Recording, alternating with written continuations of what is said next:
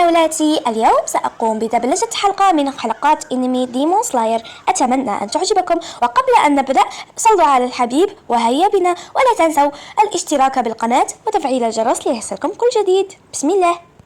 وإلى هنا قد وصلنا إلى نهاية الحلقة. أتمنى أن يكون الفيديو عجبكم، ولو عجبكم حطوا لايك واشتراك وللمزيد من الدبلجة إن شاء الله. إلى اللقاء فراولاتي الحلوات.